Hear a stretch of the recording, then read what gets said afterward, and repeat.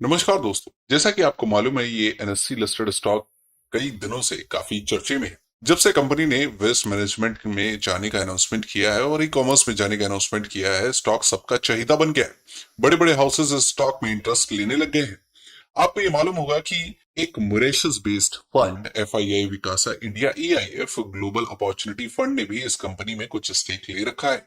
सुनने में ये भी आ रहा है कि कोई फॉरेन फंड हाउस इस कंपनी में 5% का स्टेक लेने वाला है। जल्दी ही इसकी इंफॉर्मेशन हम आपके सामने लेकर हाजिर होंगे। दोस्तों, हम बात कर रहे हैं क्षितिज पॉलीलाइन इंडिया लिमिटेड की, जो कि एक एनएससी लिस्टेड स्टॉक है और जिसका मौजूदा भाव मात्र 20 रुपए का है।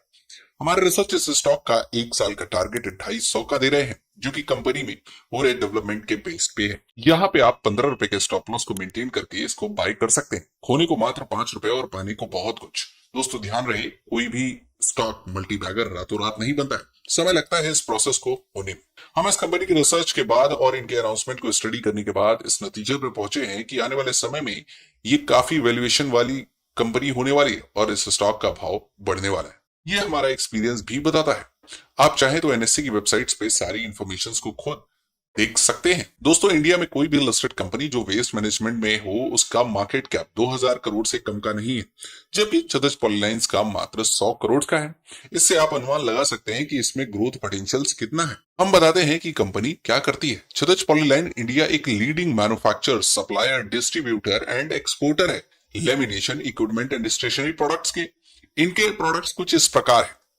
इनका मैन्युफैक्चरिंग प्लांट सिलवास में है और काफी बड़ा है, जहां पर प्लास्टिक ग्रैनुअल से लेके शुरू कर फिनिश्ड प्रोडक्ट तक सब इन हाउस ही मैन्युफैक्चर होता है। इसकी एक झलक इस वीडियो में दिखाते हैं हमको। इनकी फैक्ट्री और जमीन खुद की है, जिसकी वैल्यूएशन काफी ज्यादा आकी जा रही है। इस कंपनी में लगभग 500 एम्प्लॉय काम करते हैं। इनके फाइनेंशियल्स पर अगर नजर डालें तो वो कुछ इस प्रकार है, जहां पर प्रमोटर्स की होल्डिंग 67% है और प्रमोटर्स का कोई भी शेयर प्लेज नहीं है। इनके प्रोडक्ट इंडिया के अलावा मिडिल ईस्ट, यूरोप में भी एक्सपोर्ट होते हैं। अब आते हैं उन कारणों पर जिससे इस स्टॉक का फंडामेंटल टारगेट 250 का बनता है। New plan of company, e commerce business in high scale, waste management and recycling, entering green energy. अब एनएससी की वेबसाइट्स पे इनके द्वारा दिए गए कॉर्पोरेट इंफॉर्मेशन पर अगर नजर डालें तो 11 अक्टूबर को हुए अनाउंसमेंट में इन्होंने अनाउंस किया था कि एक बड़े रूप में ई कॉमर्स में जा रहे हैं।